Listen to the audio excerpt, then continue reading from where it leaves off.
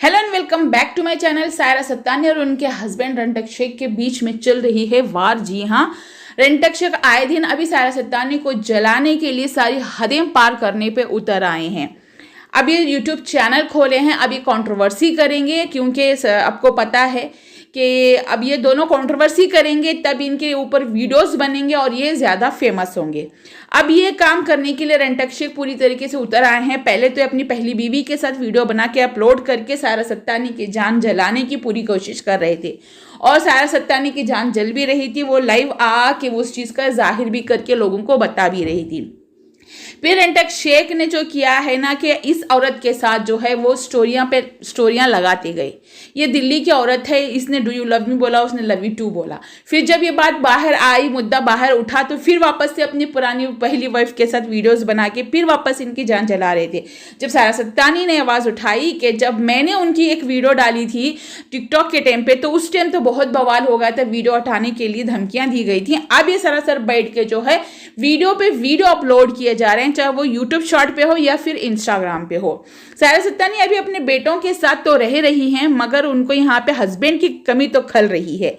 मगर हस्बैंड उनके जानबूझ के उनको जान जलाने के लिए इतने उतावले हैं कि अभी वो सलमा बानो के नाम की जो है आईडी है, वो शायद दुबई की है, उसके साथ आए दिन जो है वो वीडियो कोलैब कर रहे हैं, वीडियो ड्यूट कर रहे हैं, वो भी कर रही है, ये भी कर रही है, और गाने तो इतने खतरनाक चूज कर रहे हैं ना कि पूछो मत। सायरा सत्तानी के लाइफ में ना मतलब वो हमेशा सेकेंड वाइफ ही बन के रही है, चाहे वो कासिम सत्तानी की हो या चाहे अयूब शेख की हो। उनके लाइफ में पहले गुलशन थी, सौतन क्या बोलते हैं, सौतन के तौर पे।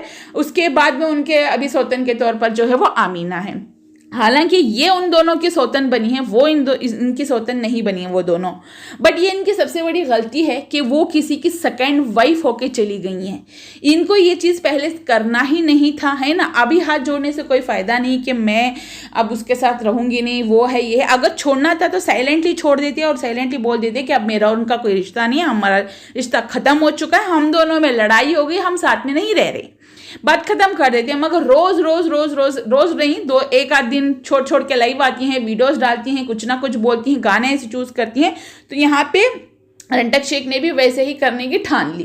रणटक शेख आए दिन जो है वो इंस्टा पे अलग अलग औरतों के साथ जो है ड्यूट करके वीडियोस बनाते हैं। वहाँ पे कमेंट ज़्यादातर उनको जोड़ के ही बना रहे हैं। कुछ लोग तो ऐसे कर रहे हैं कि बहुत अच्छी जोड़ी है, तुम लोग शादी कर लो, यानी कि उस औरत सलमा बानो से कह रही हूँ, उससे शादी कर लो, फलाने से कर लो, मतलब बहुत अच्छी जोड़ी है। अंकल वहाँ पे मतलब कुछ रिप्लाई नहीं करते कि ये मेरी फ्रेंड है, मेरी दोस्त है, ऐसा कुछ नहीं बोलते हैं, कि मतलब चुप रहते हैं। तो ये गलत मैसेज जा रहा है लोगों में कि ठरकी अंकल जो है वो ठरकी पना पे उतर आ चुके हैं। मतलब ये एक लिमिट होती है, आपने मुंह पे सुन्नत रखा है तो उसका थोड़ा सा लिहाज कर लो। अपनी दूसरी बीवी को जान जलाने के लिए आप सोशल मीडिया पे जो गलत मैसेज दे रहे हो कि इतने बुढ़ापे में दाढ़ी रख के भी आप दूसरे औरतों के साथ कुछ भी कर सकते हो, यानी कि उनके इनको जलाने के चक्कर में दूसरे औरतों का सहारा लेके क्या मैसेज देना चाह रहे हो आप पब्लिक को, है ना। ये बड़े बड़े जो यूट्यूबर है ना, इनका यही काम है, इंस्टाग्राम इन्फ्लुएंसर और यूट्यूबरों का यही गंदा काम है। ये कोई इन्फ्लुएंसर नहीं है चाचा, बट मैं ये कह रही हूँ कि ये जो मुंह पे सुन्नत रखे ना, जो अल्लाह अल्लाह करने के अल्लाह की बातें करते हैं, तो उस चीज़ का लिहाज भी रख लेते। अब बात यहाँ पे सिर्फ सत्तानी को ही बुरी बोलने का नहीं है, उनके हस्बैंड भी उतने ही बुरे हैं, 50-50 ये बुरे ही हैं, है ना। बट यहाँ पे कुछ लोगों का जो कंसर्न है वो ज़्यादातर जो है वो रणटक शेख की तरफ जाता है, क्योंकि कहीं ना कहीं जो रणटक शेख है इनकी बातों में आ गया है, क्योंकि उन लोगों ने जो है इनके मुंह से सुना है, रणटक शेख के मुंह से। बट सत्तानी के मुंह से कभी किसी ने पर्सनली बात करके ये पूछा नहीं है।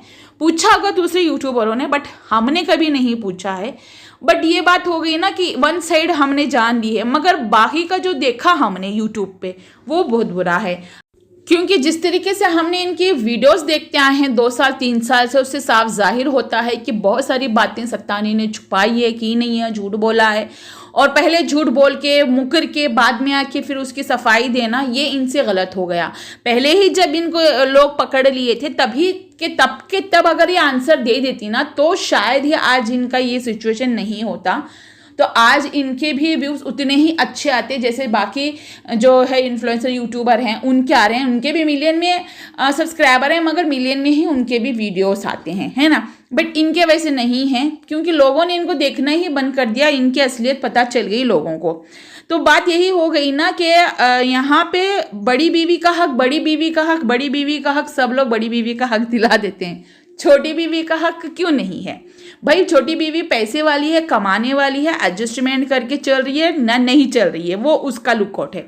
बट यहाँ पे हस्बैंड ने जब हाथ थामा था, सेकेंड वाइफ बनाया था रेंटक शेख ने, तो फर्ज बनता है कि उसकी ज़रूरतों को भी पूरा करे, है ना। चाहे वो अखराजात हो, यानी कि उनके जो एक्सपेंसिव खर्च हो या फिर खुशी हो, जो भी हो, वो देखना उनके हस्बैंड का काम होता है, ठीक है। खान पान, रहन सहन, सबसे देखना वो हस्बैंड की जिम्मेदारी रहती है।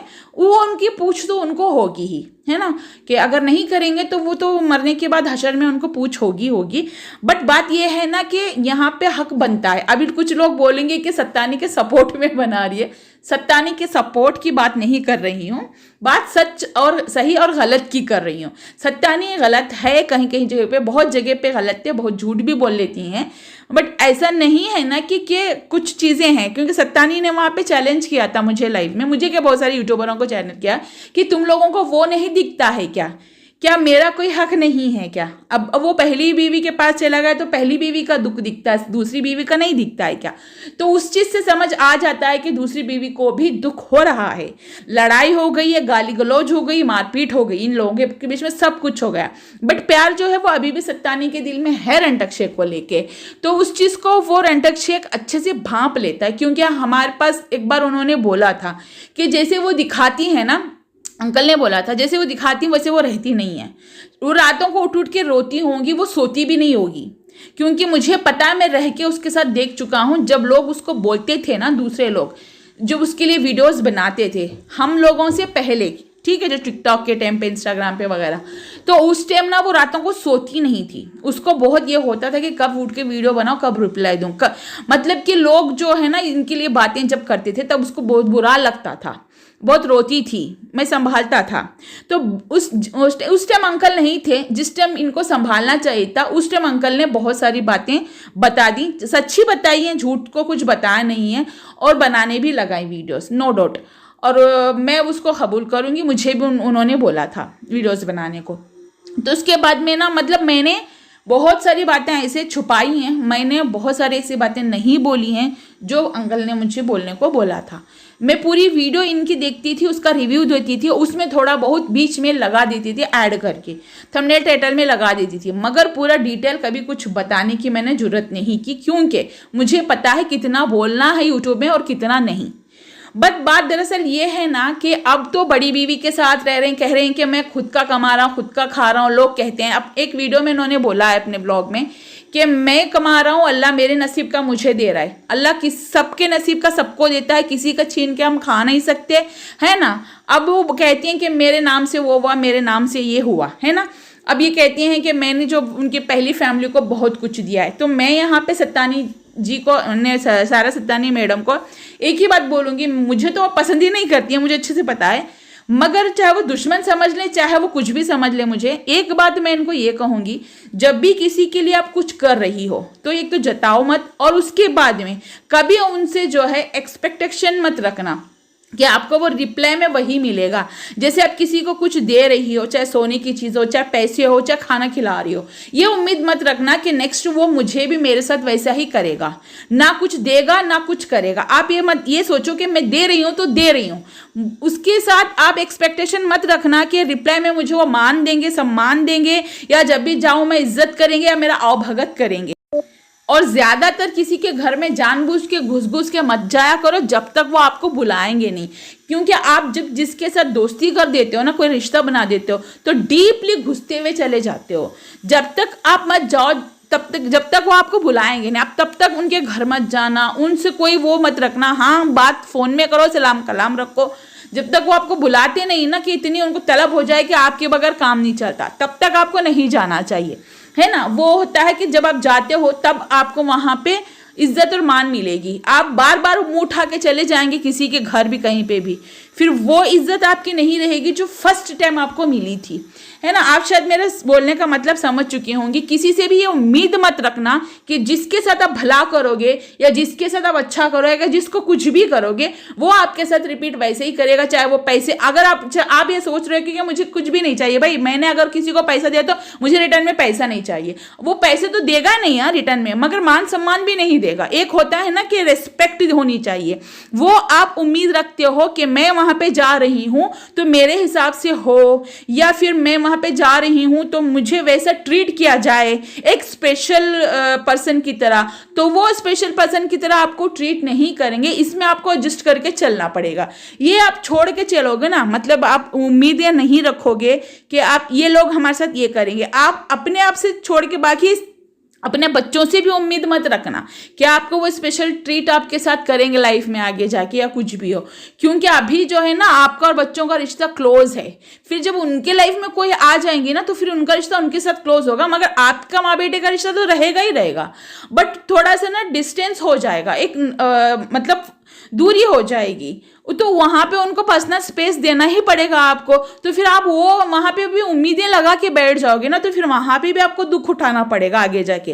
तो ये मैं आपको समझा रही हूँ। आपसे तो उम्र में बहुत छोटी हूँ, आपकी जितनी लाइफ देखी नहीं ना, आपके जितना तजुर्बा होगा बाहर की दुनिया का, तो मैं बस आपको इतना समझा रही हूँ, जितना तजुर्बा हमें है, जितना हमारे बाप ने हमको सिखाया है, उतना हम आपको कह रहे हैं।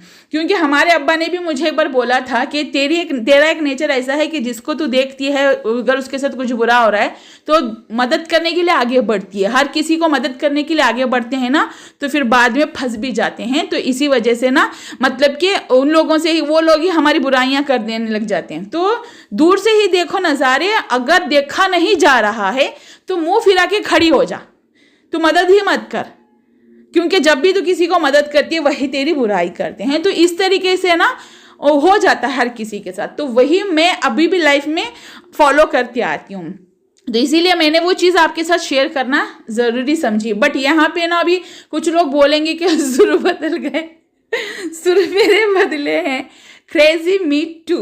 आपके YouTube चैनल के वीडियोस के नीचे उनके कमेंट रहते हैं, तो मैंने देखा उनके सुर भी आजकल बहुत ज़्यादा बदल रहे हैं।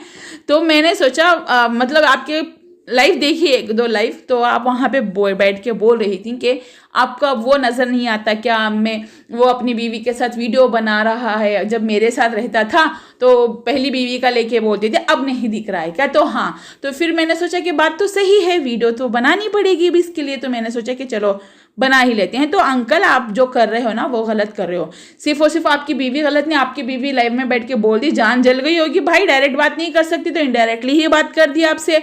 मगर आपने जो किया है ना अंकल, पहले इस औरत के साथ, अब उस सलमा बानू के साथ, दुबई की डॉन के साथ, बट ये अच्छा नहीं है ना, अच्छा नहीं लगता ना, छिचोरापना भी अच्छा नहीं लगता। तो इस चीज़ को समझ जाओ कि इतना जलाने के चक्कर में जो आप सोशल मीडिया पे कर रहे हो वो अच्छा नहीं लग रहा। इस उम्र में आके थोड़ा सा तो वो कर लो, वीडियोस इस तरीके से बनाओ, गाने इस तरीके से चूज़ करो ना कि अच्छे लगे। भाई ठीक है, डायलॉग्स पे वीडियो बना लो, नाचते हुए बनाए, दाढ़ी रख के, आपको थोड़ा भी शर्म नहीं आ रही है, मुंह पे सुन्नत रखे और नाच रहे हो, मतलब इतना भी अच्छा नहीं लगता है। मतलब आपकी बीवी से आपका शायद अब कोई रिश्ता नहीं रहा होगा, अब तो ये शिरक भी कर रही हैं, मतलब वो गई भी होंगी विसर्जन में, आपने देखा भी होगा। तो मैंने भी देखी उनके एक शॉर्ट वीडियोस पे, मैंने कमेंट भी करके आई हूँ यूट्यूब पे। तो गई थी ये पूरी तरीके से मराठी लुक हिंदू लुक अपना के विसर्जन के टाइम पे गई थी वहाँ पे।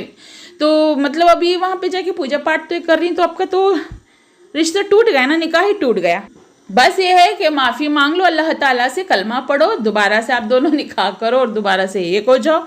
और ये सारी आलतू फालतू की चीज़ें ना सोशल मीडिया पे छोड़ो और रोज़ रोज़ अपनी व्लॉग अपलोड करो, चाहे वो व्यू कम आए चाहे ज़्यादा आए। व्यू ना लोगों से कम नहीं होती, वो अपनी रीच और इम्प्रेशन की वजह से कम होते हैं। कि यूट्यूब आपकी वीडियोस को कितने लोगों तक पहुंचा रहा है, उसके 10% लोग ही आपकी वीडियोस देखते हैं, है ना, कभी 10 कभी 7%। अब सपोज आपकी 1 लाख या 2 लाख लोगों तक आपकी वीडियो पहुंच गई है, अब तो आपके 10,000 अगर व्यूज़ आ रहे हैं तो फिर वो सही है, 10,000 या 20,000 व्यू आ रहे हैं तो ये वो सही है ना। तो मेरा बोलने का मतलब ये है कि लोगों की वजह से आपकी व्यूज़ नहीं कम है, आपके चैनल का रीच जो है वो डाउन है। इसकी वजह से वो कम है। आप उस रीच को कैसे बढ़ाना है वो आप पे डिपेंड करता है, अपने बेटे से आप पूछ लो, वो सारा कुछ जानता है। गाइज मेरी वीडियो पसंद आई तो लाइक कीजिएगा, चैनल को सब्सक्राइब कीजिएगा। बस ये है कि बात जब अपोजिट में करते थे तो मैंने सोचा कि ये जो अंकल कर रहे हैं वो भी गलत हैं, इसीलिए मैंने वीडियो बनाई है। मिलते हैं नेक्स्ट वीडियो में, तब तक के लिए अल्लाह हाफिज़, बाय बाय, टेक केयर। अपनी राय कमेंट बॉक्स में ज़रूर बता के जाइए। ये मत समझ लेना कि मैं सत्तानी के साइड हूँ, नहीं, उनकी चीज़ों से मैं नाखुश हूँ, वो हरकतें अच्छी नहीं करती।